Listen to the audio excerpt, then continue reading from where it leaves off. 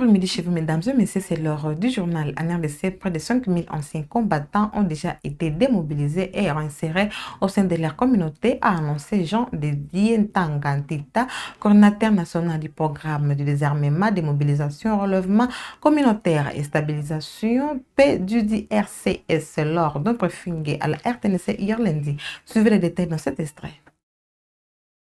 Alors, depuis que nous sommes arrivés à la tête de ce programme, on a réalisé un certain nombre de choses, notamment les désarmements de pratiquement 4875 clients jusqu'à la fin du mois de février, mais nos opérations sont en cours. Nous sommes déjà au-delà de 5000 clients qui ont déjà été traités. Peut-être qu'avant de parler de 5 clients attendant de 5000 démobilisés, oui. Peut-être que vous pouvez nous donner la délimitation géographique des aires où vous opérez et évidemment nous dire aussi comment ces éléments ont été récupérés pour être réinsérés. Merci beaucoup, Excellence. Nous intervenons actuellement dans 5 provinces, mais je dirais dans 6 provinces, au fait, parce que nous sommes dans la province de l'Ituri, dans le Nord Kivu, le Sud Kivu, le Maniema et le Tanganyika. Et depuis la fin de l'année passée, nous sommes opérationnels dans la province de Kinshasa, spécifiquement dans la zone de Maluku, et nous sommes en train d'évoluer vers la zone Maïndombe, parce que sur instruction de la hiérarchie, nous intervenons sur la question de Mobondo que nous avons commencé à traiter depuis quelques mois. Alors, la question que vous posez, c'est comment est-ce que nos clients arrivent à être intégrés dans les programmes. Tout à l'heure, vous avez dit on a une stratégie nationale et je voudrais juste spécifier que la stratégie nationale dont il est question ici découle de l'ordonnance 21/038 du 4 juillet 2021 qui charge la coordination nationale du PDDRCS d'élaborer une stratégie nationale qui définit la méthodologie et la façon dont le programme doit être mis en œuvre. Et donc, vous avez là les premiers piliers, vous avez tous les piliers, et donc généralement, nous, on commence par la sensibilisation, les dialogues avec les groupes armés, et ceux-là qui acceptent, qui adhèrent au programme, ils sont profilés, identifiés dans la base de données unique, ils sont biométrisés et reçoivent une carte, et leurs armes sont tracées dans la même base de données. Le mouvement citoyen Lutte pour les changements Lucha hausse les tons contre toute révision de la Constitution en République démocratique du Congo. Dans un communiqué publié lundi à Kinshasa, cette structure dénonce une indécence criminelle dans un contexte sécuritaire toujours critique dans l'est du pays. Il appelle les autorités à privilégier la restauration de la sécurité face à la présence de l'F-23 plutôt qu'engager un débat constitutionnel juge clivant. Le détail dans cet élément. La lutte pour le changement Lucha est montée au créneau lundi 9 mars 2026 pour dénoncer toute tentative de modification de la Constitution en République démocratique du Congo dans un contexte sécuritaire particulièrement critique dans l'est du pays. Dans un communiqué de presse publié à Kinshasa, ces mouvements citoyens non partisans fustigent ce qu'ils qualifient de climat d'intolérance politique et met en garde contre un projet de révision constitutionnelle qui, selon lui, détournerait l'attention de véritables priorités nationales. Pour la Lucha, engager le pays dans un chantier constitutionnel clivant alors que l'intégrité du territoire national est rompue n'est pas seulement une erreur politique, c'est une indécence criminelle, affirme le mouvement. Le collectif estime que la priorité du moment ne devrait pas être la révision des textes fondamentaux, mais plutôt la résolution de la crise sécuritaire à l'est du pays où la population continue de subir violences, massacres et déplacements forcés. La Lucha pointe notamment la présence de l'F-123 qu'elle accuse d'être soutenue par le Rwanda et appelle les autorités à concentrer leurs efforts sur la libération des territoires occupés et la protection des civils. Dans son communiqué, le mouvement rappelle que la Constitution représente le pacte républicain du peuple congolais et ne peut être instrumentalisée pour répondre à des ambitions politiques. La Lucha dénonce également une tentative de glissement institutionnel susceptible, selon elle, de permettre un maintien prolongé au pouvoir. S'appuyant sur l'article 64 de la Constitution, le mouvement appelle les citoyens à la vigilance afin de faire échec à toute prise de pouvoir en violation des dispositions constitutionnelles. Le mouvement conclut en affirmant que la démocratie congolaise ne peut être négociée sous la pression ou la peur et assure qu'il restera mobilisé pour défendre la Constitution et les principes démocratiques. Ces débats autour de la révision ou du changement de la Constitution continuent d'alimenter la scène politique en RDC. Pour le gouvernement, il s'agit avant tout d'un exercice normal dans une démocratie. Lors du briefing presse hier lundi, le ministre de la Communication et Médias, Patrick Mouyaya, a affirmé que chacun est libre de s'exprimer sa position sur cette question au nom de la vitalité démocratique du pays. Suivez-le dans cet extrait. Très rapidement, je savais que cette question allait revenir parce que c'est une question qui intéresse les journalistes, qui intéresse beaucoup des compatriotes dans la diaspora. Je viens de là. Et il est tout à fait normal que dans le cadre de la vitalité de notre démocratie, que les uns et les autres se prononcent à ces sujets-là. Nous sommes la République démocratique du Congo, y compris parce qu'il y a cette force de contradiction. Mais c'est que moi, je peux vous dire, nous, aujourd'hui, exactement comme j'avais dit à l'époque, nous travaillons à recouvrer l'intégrité territoriale. Notre préoccupation principale, c'est nos populations qui sont dans les Sud Kivu, qui sont dans le Nord Kivu, qui sont dans les parties sous occupation. Et donc, dans le cadre justement de ces processus démocratiques, je pense que ces débats doivent être considérés comme un débat démocratique où tout le monde peut avoir son opinion, mais nous, au niveau du gouvernement, les priorités sur lesquelles nous nous penchons sont connues et les jours où la question sera abordée en Conseil de ministres et nous ne nous gênerons pas de faire les comptes rendus et de venir devant les Congolais. Au Nord Kivu, les aspirants policiers ont été soumis ce lundi 9 mars à des tests d'attitude physique dans plusieurs centres dont Lubero, Butembo, Beni et Oicha. Ces épreuves ont pour objectif d'évaluer la force, l'endurance et l'égalité des candidats avant leur intégration à la police nationale congolaise. Le détail dans ce reportage. Satisfaits au test écrit, ont passé à celui d'aptitude physique ce lundi 9 mars 2026 à l'hôpital du commissariat urbain de Beni.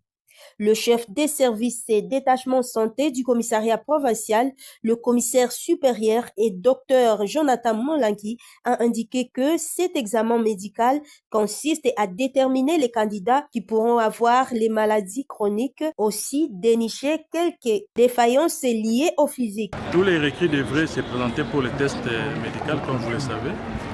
Et d'abord, nous procédons à l'identification parce qu'on a une liste émanant de Kinshasa, signé par le Gérard Wachango, qui est le directeur des écoles, et approuvé par le commissaire général de la police. C'est sur base de cette liste que nous référons pour voir comment d'abord identifier, et nous travaillons ensemble avec les services spéciaux et les gens des bureaux 1. Donc ensemble avec eux, on identifie les requis. Les plans cliniques, il n'y a aucun problème. On prend la tension artérielle, on prend tous les signes vitaux possibles, et après on passe aux mesures de pigné, c'est-à-dire il faut mesurer la taille, il faut mesurer les périmètres thoraciques, il faut prendre le poids, et sur base de ça qu'on aura à calculer ce qu'on appelle l'indice de Pigné. Et aussi, à part l'indice de Pigné, on a aussi l'indice de masse corporelle. Lorsqu'il est apte, on doit décider qu'il est apte. Lorsqu'il est inapte, on doit décider qu'il est inapte. Il y a aussi des examens des labos, notamment l'examen de sérologie. On fait aussi les tests de grossesse pour le recrue féminin. Le commissaire provincial de la police nationale congolaise du Nord Kivu, le commissaire divisionnaire adjoint Makambo Gimba Dieudonné, s'est dit satisfait du travail réalisé par le corps médical de la police en collaboration avec le département des ressources humaines du commissariat provincial à ce qui concerne les examens d'aptitude physique. Et je sais qu'ils sont en train de faire un travail que moi-même d'ailleurs je viens de voir. Ils font un travail professionnel. Tout se passe très bien. Notons que ces tests d'aptitude physique se déroulaient à Lubero, Butembo, Beni et Oicha. L'étape suivante sera le départ pour l'école de formation de la police en province de l'Ituri. À Goma, les autorités locales sous la CM23 ont lancé le lundi 9 mars des services de santé, d'hygiène et de salubrité au port de la SNCC. L'initiative vise à améliorer des conditions sanitaires des voyageurs et des embarcations assurant la liaison lacustre entre Goma et Bukavu sur le lac Kivu. Suivez ces reportages de la cellule de communication du gouvernorat du Nord Kivu. Bonne nouvelle pour les voyageurs et responsables des bateaux à Goma et Bukavu. Le service de la santé, hygiène et salubrité vient de procéder au lancement de ses activités au port de Goma. C'était ce lundi 9 mars 2026 au port SNCC. Un équipage moderne vient d'être mis à la disposition de tous les bateaux, sans exception, en vue de permettre aux usagers de la voie lacustre de bonnes conditions de santé. Bezo est président des armateurs. Il explique sa satisfaction à l'innovation de la division de la santé sous la FC 123. Avant, l'État à l'époque avait échoué et ils étaient obligés de recourir au privé. Il a contribué à la population parce que ça va désinfecter ma bateau, banaua bidudu, banaua mapanya, banaua bitu tia mbaya na kwa ndani ya bateau. Itasaidia kwa population kupumua na surtout na kusante ya population. Zamani tulikuwa tunatumika na services zetu binafsi za mabato, bahati mzuri service ya sante inakuya kututembelea na kulancer ma travaux za sante juu kusaidia population. Mimi nawaza ya leta isikuwa tumbaya itakuwa tumzuri. Ephraim est capitaine de bateau depuis une dizaine d'années. Pour lui, il s'agit d'une première. Ils étaient obligés de se procurer des chats pour faire face à des multiples rats qui circulaient dans les bateaux même. Bon, panya zinakuwaka saa bateau inakuwa iko nchi kavu, zinapitaka kunani kukilalo zinaingia. Kisha saa tunanaka vinakuwa vile tunajikazaka tunakuwa na pusi. Panya haingia kwenye chakula hiyo. Ndio kama chakula haiko nayo inaweza kufa na njala, ndio maana inapataka chakula. Sapu sana ndio kwa na nani ile yake iko naenda na lalamika, fanya hata kama iko kusame tena nakimbia. Hii service ni ya mzuri sana, tunaipenda juu service haipende kwenye manani mkorobe anaweza toka.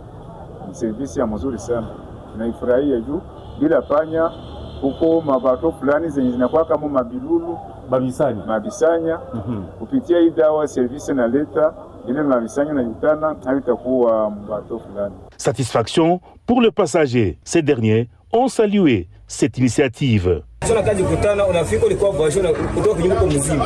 Sio lazima kunyumba unachukutana hivi kutembea. Hautafurahi tena na wewe. Tunafurahi kuona hapa tunafurahi kwanza c'est vrai kwa hiyo tunatoka deja. Hayo wateja vinatoka deja hivi deja. Uraje sana tunasema hii mabori ilikuwa na basumbua sana. Ndio sana ilikuwa nasumbua kwa jina lumaka mtu magharibi. Una voyage sio unafika kunyumba unaweza ni visanya ulikuwa kama iko visanya. Kumbe mko wa vilulu viko mabiti vya kuchika mabiti. Gouvernement Mungu aibariki endelee tu bien. Tunashukuru na kadri ya security tunafuata kadri ya security tena. Ndio zamani. Ndio tunafanya ile mataxi mshapunguka. Dr Bian Kizikiko, chef de division de la santé, rassure sa détermination dans la mise en exécution du programme d'amélioration des conditions hygiéniques et sanitaires en province du Nord Kivu. Pour protéger la population. Il y a l'adage qui dit vaut mieux prévenir que guérir. Ça signifie qu'il y a des maladies que nous pouvons prévenir. Et comme ce sont des voyageurs qui voyagent dans des bateaux, différentes populations, différentes communautés, nous avons besoin aussi de les protéger. Pour les protéger aussi, il faut désinfecter les bateaux, des ratifications des bateaux. C'est pour aider pour que certains insectes ou bien certaines maladies nosocomiales qui peuvent surgir dans des bateaux pour que nous puissions les prévenir.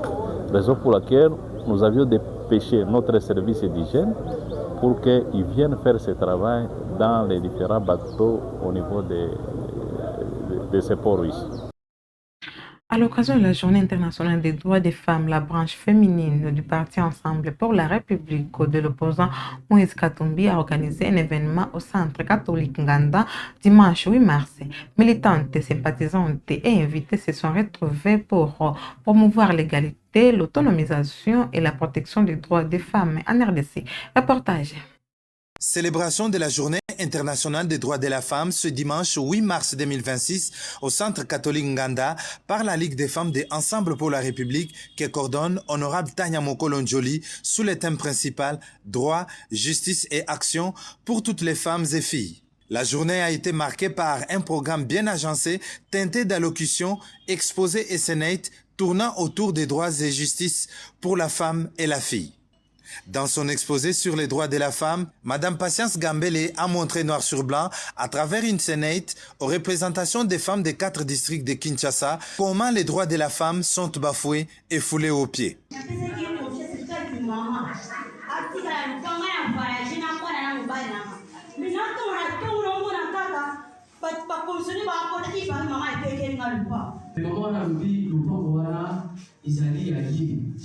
Mama yuka ngali kusana biro ya leta.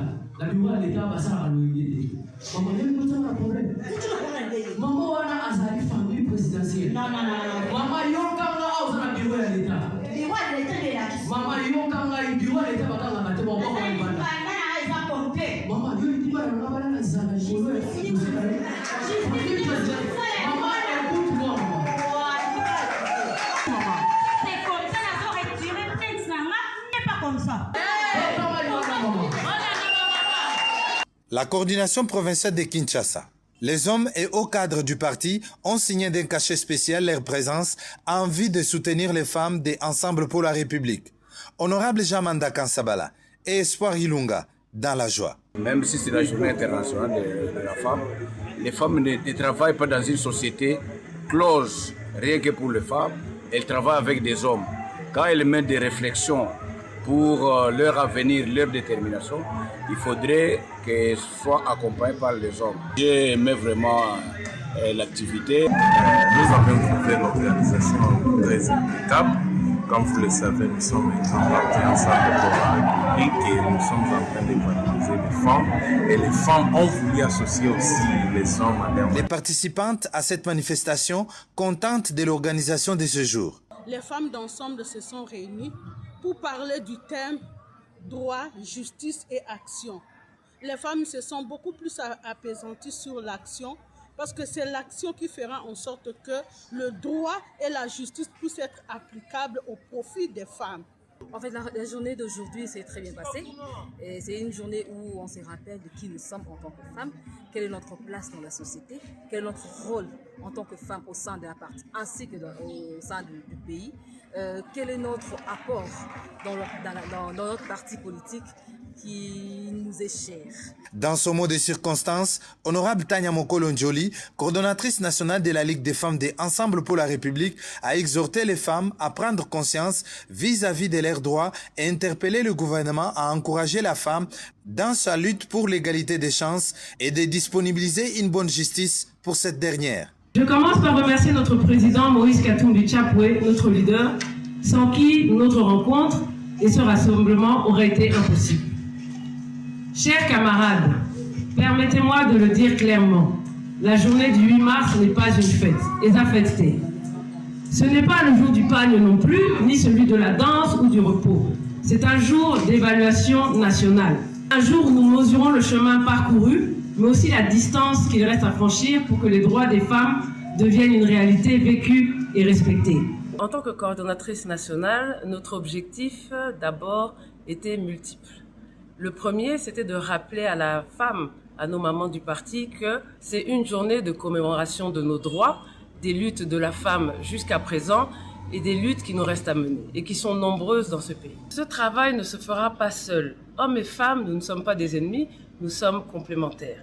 Il y a beaucoup d'hommes qui soutiennent les femmes pour accéder aux postes de décision et ces hommes-là doivent être encouragés. D'abord, je félicite l'ONU pour ce thème de 2026, droit, justice pour toutes les femmes et jeunes filles. Aujourd'hui, un changement de constitution. Pour la femme, je n'en vois pas l'intérêt. Ce qu'il faut plutôt, c'est renforcer l'application de ces lois.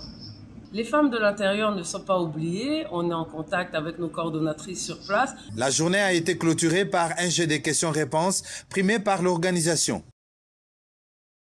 Et pour terminer, c'est le lundi 9 mars 2026, la mairie de Lubumbashi a équipé sa police d'hygiène de 8 véhicules neufs pour intensifier les actions de propreté et de discipline dans la ville. Présenté par la maire à l'intérim Joyce Tunda devant le gouverneur intérimaire Dio Katanga, cette initiative financée sur fonds propres s'inscrit dans un vaste plan de modernisation de la capitale. Qui peut faire reportage?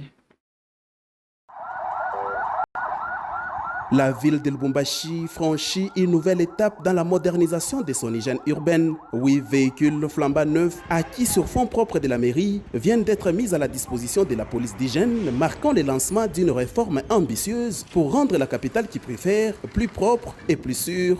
Ce lundi 9 mars 2026, ces véhicules, symboles de discipline, de vision et de détermination, ont été présentés par Madame le maire Joyce Tunda Tchonsa, figure de rigueur et de gestion orthodoxe devant les gouverneurs Aïdio Katanga, Martin Kazembe Choula. C'est Charrois qui est devant vous, Excellence, Monsieur le gouverneur. Vous allez remarquer, il y a la police d'hygiène. Donc nous voulons continuer à assainir la ville de Lubumbashi.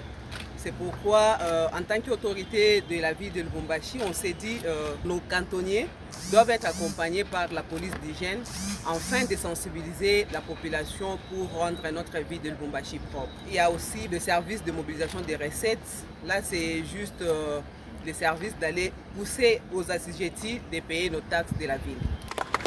L'autorité provinciale a salué ces gestes et a promis de pérenniser son accompagnement. Nous tenons sincèrement à vous encourager, surtout au nom de la province, de vous encourager d'aller de l'avant. Parce que tout ce que nous sommes en train de réaliser comme projet en termes d'infrastructure, nous le mettons à votre disposition à la voirie urbaine. Donc c'est à vous de très bien entretenir et surtout de sensibiliser la population pour qu'elle prenne soin de ça et surtout qu'elle s'acquitte aussi de son devoir. Nous profitons par la même occasion de lancer un appel à la population de vous soutenir en leur s'acquittant de leur devoir civique. Merci et courage pour tout. Merci beaucoup, Excellence. Juste après, une caravane motorisée a été organisée pour présenter à la ville sa nouvelle acquisition.